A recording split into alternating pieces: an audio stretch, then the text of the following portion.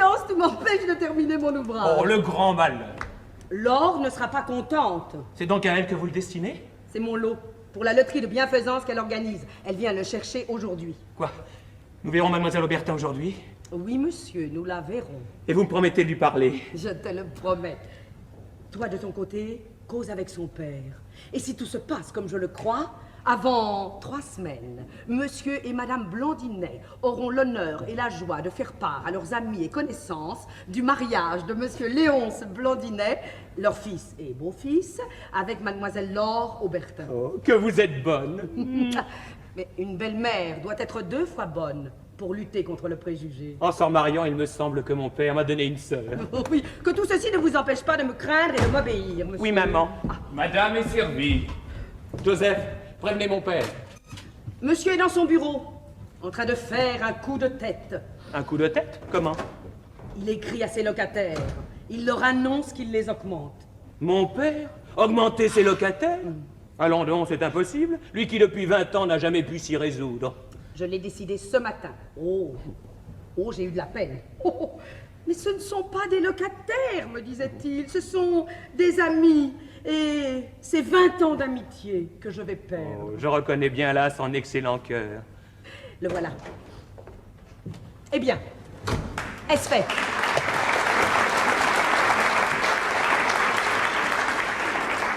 Alors, est-ce fait? Ben, essaie. Si tu crois que c'est facile, j'ai rédigé un petit brouillon. Oh, que de ratures! Eh ben oui, j'ai cherché à adoucir.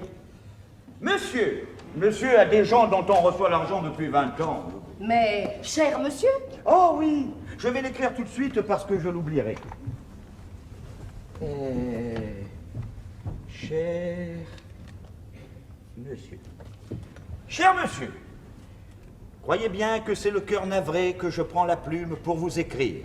très bien. Ce n'est pas un peu sec. Mais non! Mais des raisons dont vous apprécierez la valeur quand je vous les aurai fait connaître m'obligent à prendre une grave détermination. Parfait! Après? Eh bien, après c'est tout, voilà, j'en suis resté là. Comment? Eh bien, dame, je leur annonce des raisons, je n'en ai pas à leur donner. Ah, si j'en avais, mais je n'en ai pas. Ma maison, est-ce qu'elle était quand je la leur ai louée? Je ne l'ai pas agrandie, je ne l'ai pas embellie, au contraire. Les plafonds sont noirs, les serrures crient, les fenêtres laissent passer des courants d'air. Ce serait plutôt à eux à me demander de la diminution, peut-être logique.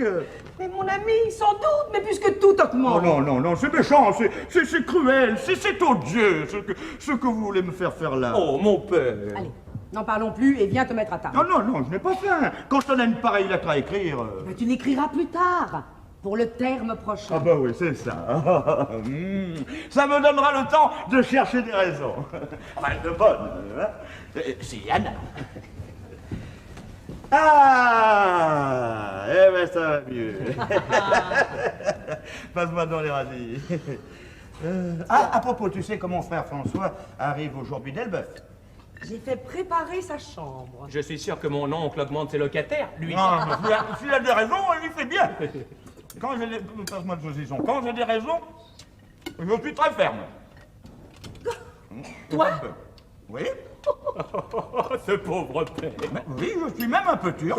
Oh. Ah, ben, témoin Williams, notre ancien cocher. Il se grisait tous les jours. Il nous versait dans le fossé 3 fois par semaine. Ah, aussi, les mis à la porte assez brutalement. Hein, Non, c'est moi qui l'y ai mis.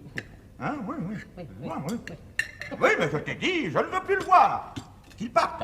Et vous Et lui avez tu t'es fait... chargé de la question de détail. Oui, vous lui avez fait remettre 100 francs par Joseph au moment de partir. Quoi? Oui. Oh, bah oui, mais Joseph est un bavard et toi aussi, donne-moi donc à boire.